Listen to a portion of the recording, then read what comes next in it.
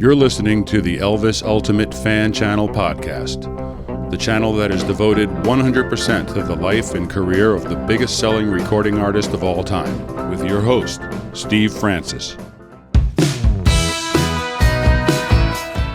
Hi everyone, and welcome once again to Elvis the Ultimate Fan Channel. In the first part of my interview with Sam Thompson, we spoke about him meeting Elvis Presley when his sister Linda began dating him in 1972, and how he subsequently became good friends with Elvis and eventually began working security for him at Graceland and on tour. I've provided a link to that interview in the description box. In this concluding part of the interview, we pick up the story with Sam discussing Elvis's use of prescription medications. Now, there's another subject which the media seem to obsess over, and fans, and it's almost tiresome now, but I think we do have to mention it, was the medications that Elvis took throughout his life. Was that ever an issue, or was that ever discussed between you and him? Yeah. I mean, I was certainly became aware of it because into 77 for sure. He was taking a lot more medication, and there were times when it was pretty evident, during the show, and I was there in Baton Rouge, Louisiana, whenever the show had to be canceled, and that show had actually already started at the arena, at the venue, and I was up in the suite waiting to take Elvis over when it was decided that he could not perform. So we had to get our pilots and fly back to Memphis, and Elvis entered Baptist Hospital. So, I was certainly aware that there were problems there. It did get to the point we were in. We went to Hawaii in '77. I think it was March, for a vacation. And while we were over there, Ed Parker was talking in my presence, was talking to Elvis. We had rented a house in Kailua, and Ed was talking to Elvis about taking a few months off. And he was pretty blunt with Elvis about the pills. And he said, you need to get healthy again. And if you'll come over here and stay a few months and just exercise and eat well, and basically to quit taking the pills. And Elvis thought that was a great idea. And he actually said he would do it. And so we get back to Memphis, and I went upstairs to see Elvis about something. And he was clearly taking some pills. And I don't know why I said what I did, but I just told him, I said, you really need to remember what you told Ed and I in Hawaii, and you really need to not take these pills. They're not good for you. And he bluntly told me, he said, well, I need the pills. They're my medicine. I don't need you. You're fired. Wow. And I was stunned for just a moment. And so I left and I went home. And oddly enough, that night, one of the guys called me. I think it was Charlie Hodge. It was Charlie. Charlie called me and he said, hey, we're going to go to the movies tonight. And I knew the projectionist down there at the Memphis Theater. And I forgot the movie. But he said, Elvis wants to see this movie, and he wants you to call the projectionist. I said, Charlie, Elvis fired me today. He said, oh, no, I'm sure he didn't. I said, yeah, I'm pretty sure he did. I was there, Yeah. And he said, oh, I'll call you back. So the phone hangs up. A few hours later, I answer the phone. And it was Elvis, and he just said, it's me. And that's what he would do. He wouldn't say, hey, Sam, how's the family? I would say, hello, and he'd say, it's me. And of course, by then I knew that's what he did was, he talked to you on the phone. And I said, well, hey, Elvis.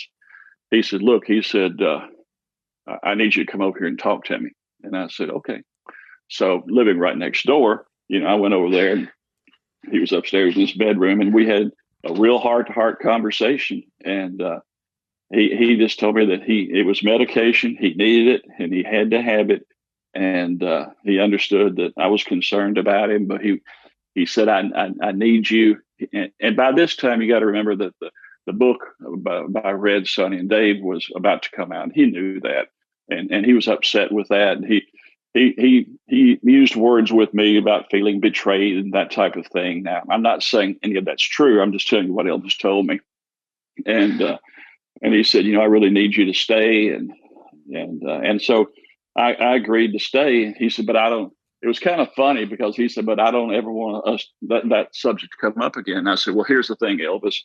I said, you need at least somebody around here that's going to tell you the truth. And I'm not saying anybody else doesn't, but I will tell you that I will. And I said, I think you need to, cut down the pill usage and get off of it. And he said, well, I don't want to hear that anymore. I said, well, then don't hire me back. I said, because I can go to work tomorrow morning back at the sheriff's department. And I said, that's not my preference.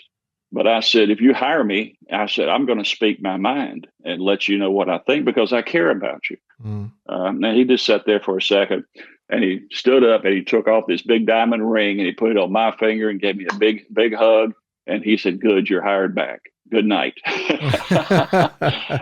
and we just left it at that. Yeah. And, and from time to time, I would, say a word or give him a disapproving look or something like that. And he'd just smile and shake his head, but, I think Dave Hebler had the greatest line at a press conference after this book came out. He said, you cannot protect a man from himself. And that's really true.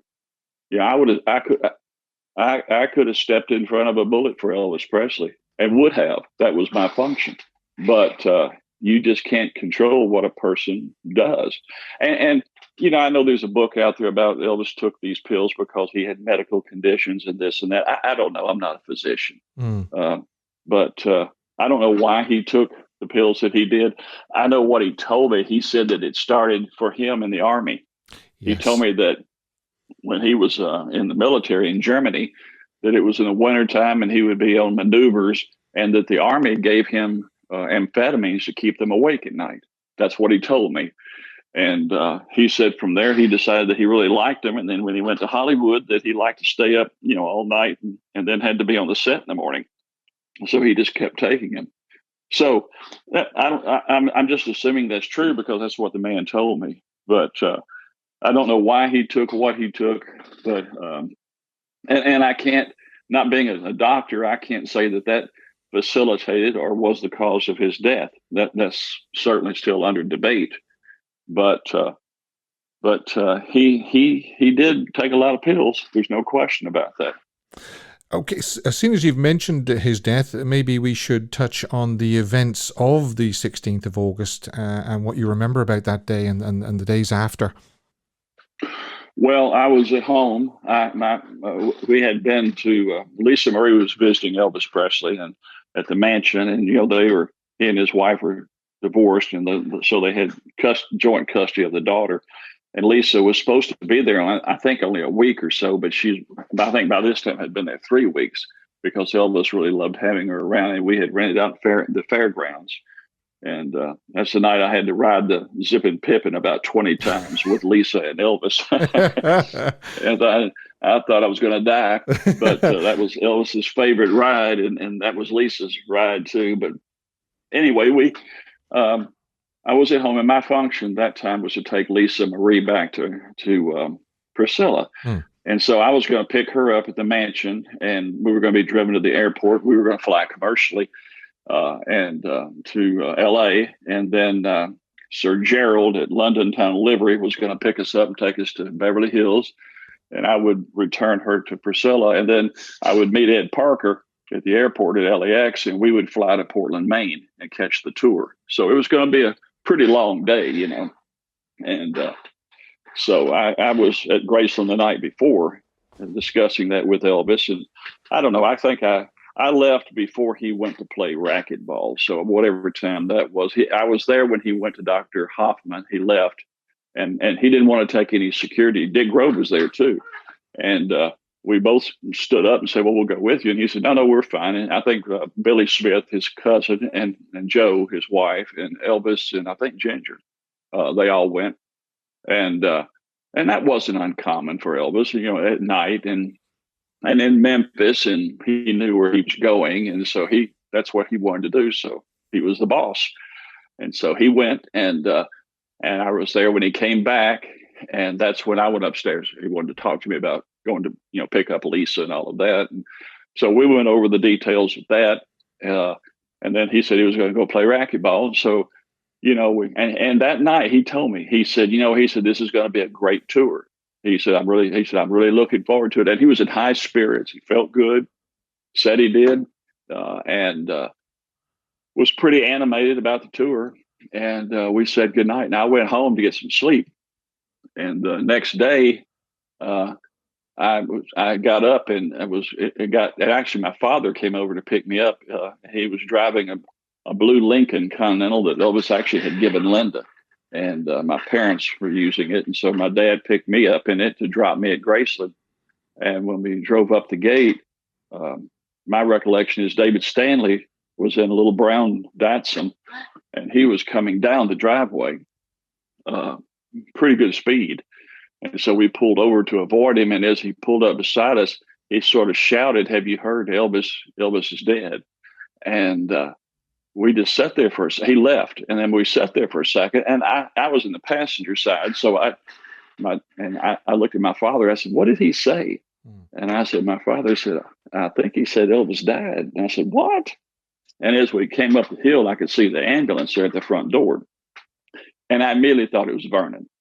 And I thought, well, that's what David meant, because Vernon had a bad heart, and we all knew that. And Yes. So I thought, oh no, something has happened, to Mr. Presley. So I had my dad pull around the back, and I just said, just wait here for me.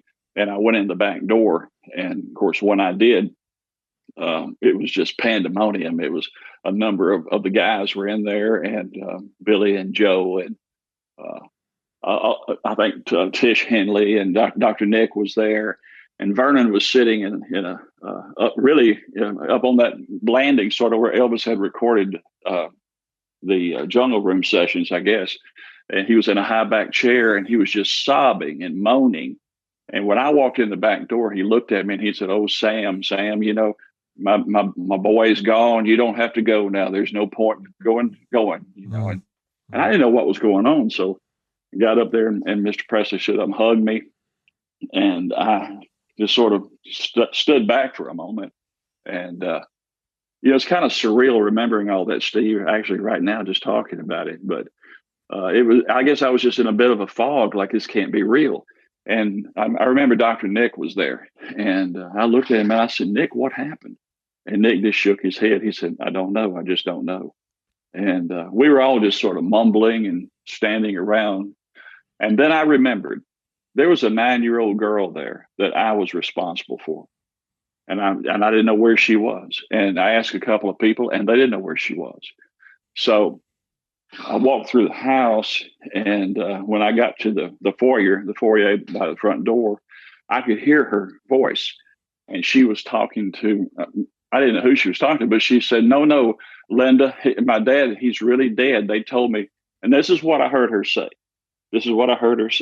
She said, they told me he suffocated in the carpet, and he's dead. My father's dead. And I went, oh my God. And I went down the hallway, and she was in what then was Dodger, Elvis's grandmother's room. And I'm not sure where Elvis's grandmother was, but she wasn't in there. But Lisa was in that room, and she was on the phone. And when she said Linda, I had to figure she was talking to my sister. So I just took the receiver from her, and I could hear Linda talking to her saying, I forgot, she had some pet name, Gobbledygook or something. She was saying, "Oh no, I'm sure that's not true. I'm sure he's okay." And I said, "Linda," I said, "I think it's true. You need to come home." And Linda threw the phone against the wall. I could hear the thud. Wow. And then when she picked it up, and she began crying. And I said, "Yeah, I don't have any details, but I do believe that Elvis has passed away." And so that's sort of how that happened. Yeah, Lisa and Linda must have had a very strong relationship if one of the first people, if not the first person she rang was Linda. Yeah, well, yeah, I mean, I don't know who she called, but I don't know who dialed the phone for her. I'm assuming that Lisa dialed the number herself, because even after, Linda tells me that even after she and Elvis parted ways in November of '76, from then to the time of his demise, that Lisa would call her, that they would have phone conversations. So I believe my sister. I think that's true. I don't have any firsthand knowledge of that, but I'm sure that's true. Yes, because she was on the phone with Linda and in a room by herself. So, yeah. But from there, it was a couple of days without sleep, because we had to arrange for the funeral. immediately got in touch with Dick, and Dick had been called earlier and had gone to the hospital, to the morgue, and was at Baptist Hospital actually when Elvis got there. So, we partitioned our duties, and I took Graceland and secured the grounds, and he took the hospital and secured that and the morgue from any exploitation, and we worked together with, of course, Vernon and Joe Esposito and Priscilla, of course, and we put the funeral on. And there was the viewing. There was the viewing the next day, wasn't there? 17th, I believe. Yeah. Right, at the house. And that was I think the public viewing was earlier, and that's when there's so many people were lined up in the street. And I think at some point we were supposed to cut it off, and we just couldn't do it. There were too many people, so Vernon extended that.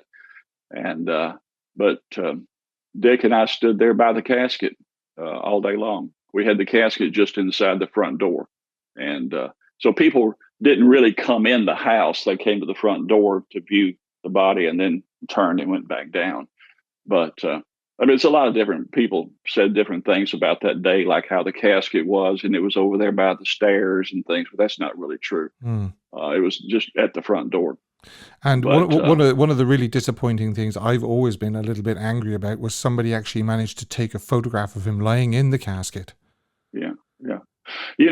And that's been the subject of a lot of investigation and speculation. And the truth is that 2 weeks after the funeral, after Elvis died, I was back in uniform in the sheriff's department. I was the first of that inner circle to leave, and I went and talked to Vernon about that, and because Vernon talked to me about staying on and running security at Graceland, and I don't mean to digress here, but I need to explain that. And I just told him, I said, that's really not something that I signed on to do. My obligation was a personal one to Elvis himself. And if he wasn't here, then I didn't need to be here, and so I had a position to go back to. So I talked to Vernon about it, and he was actually grateful to me, because Vernon was a taciturn old fellow. He was not really publicly educated that well, and he was in charge of Elvis's finances, and he worried constantly about things like that. And he began to talk about how he didn't want to have to fire people and reduce the payroll, and how I had saved him from some problems because I was leaving. And so, but to make a long story short, I wasn't part of any kind of investigation. I think Dick Grove did that at Vernon's request, about who took the picture and this and that. And I think didn't it turn out that they think that one of his distant cousins took it or something? I don't really recall. Bobby Mann, I think it's either Bobby or Billy. I can't sure. Yeah, but it's one of the Manns anyway. Yes. He was paid by the National Enquiry. They gave him a small Minox camera, and he smuggled that in and took the photograph. But even in death, Elvis couldn't have the privacy, unfortunately.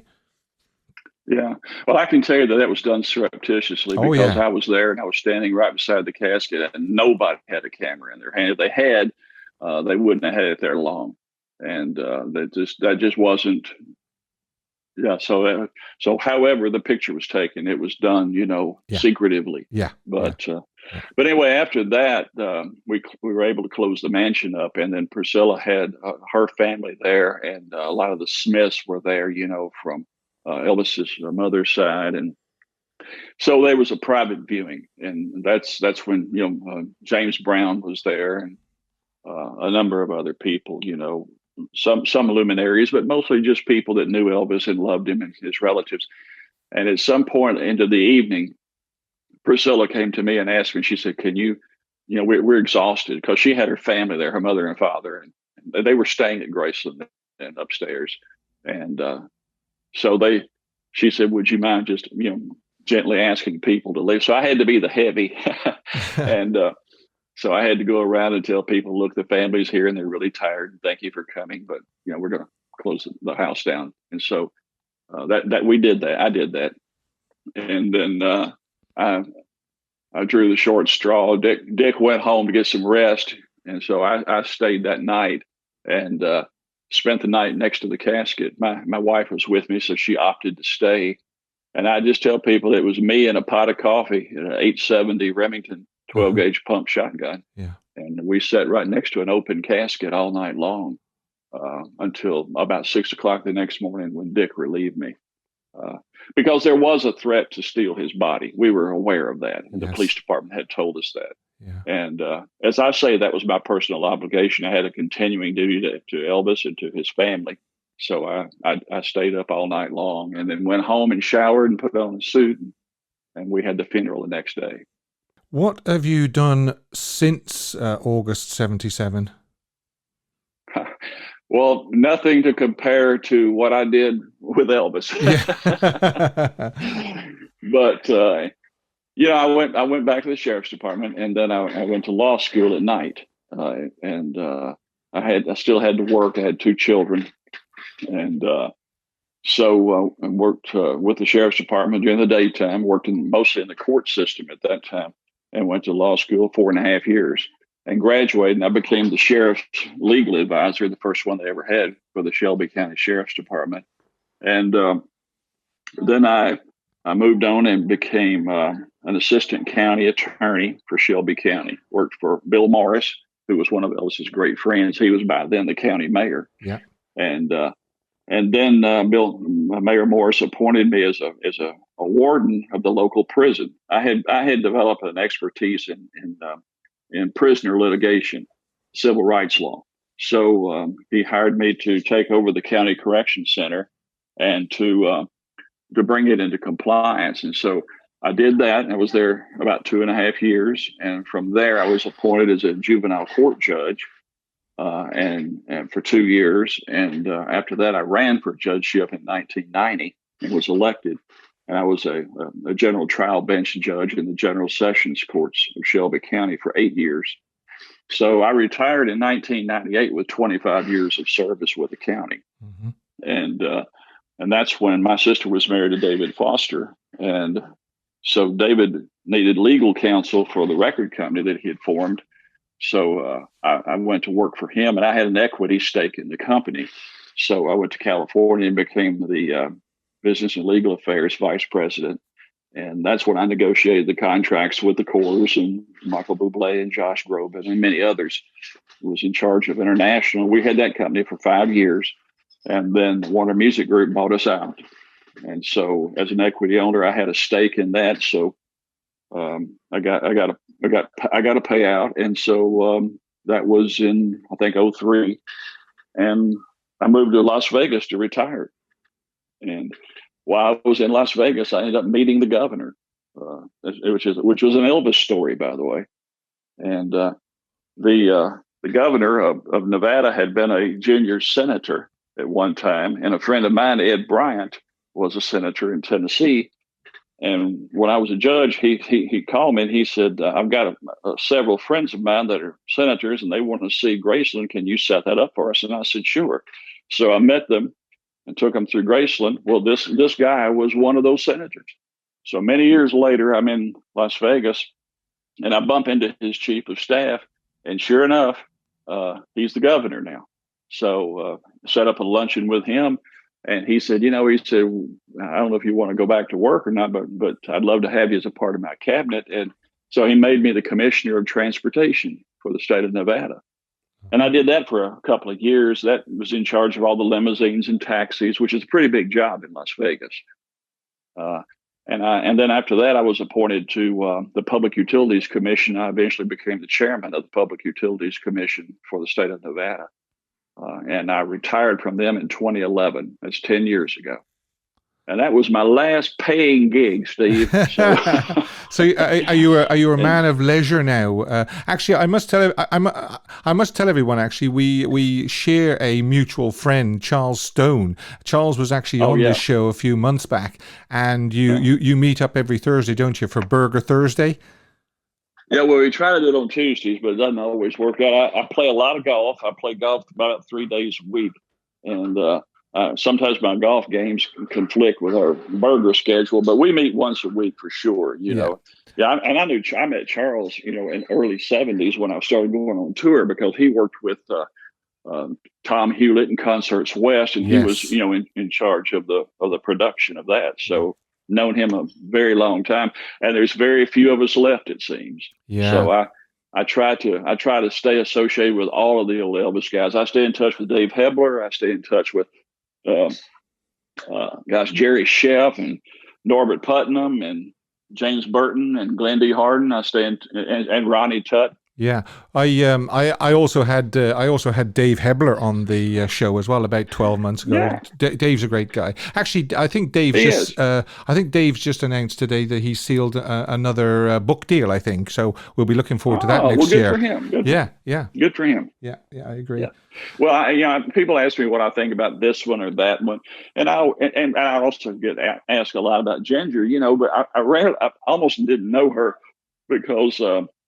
I think there was certainly some discomfort there with me being Linda's brother and all from her standpoint. And although I did try to just stay in my lane and not get involved in anything, I can fully understand where, she might be suspicious of me. But really without any basis, but I can understand why she would feel that way. But, my story is that we all have our story to tell from our perspective on God's green earth. Yeah. And I think everybody that was around Elvis that had any exposure with him, they're entitled to tell their story and they're entitled to some respect in doing so. So I'm not one of these people that line up one side or the other, with the Elvis people that this person did this or this person did that. Yeah. I love my sister and she has her story. They all have their stories and they should be able to tell them. Yeah. I agree 100%. Sam Thompson, it has been an absolute pleasure speaking to you for the last hour. And I'm sure when the fans get to hear this as well, they'll get a great kick out of it. Well, I hope so. And thank you, Steve, for calling me. And Aaron Go Bra. Thank you very much. Take care, Sam. All right, brother. Okay. All right. Thanks again. Bye-bye. Bye. A huge thanks to Sam for sharing his memories of his time with Elvis. I think Sam is a really great guy, and I can clearly see why he and Elvis became such great friends. Thanks for joining me on the show today, and I hope you can join me next time for another episode from Elvis the Ultimate Fan Channel.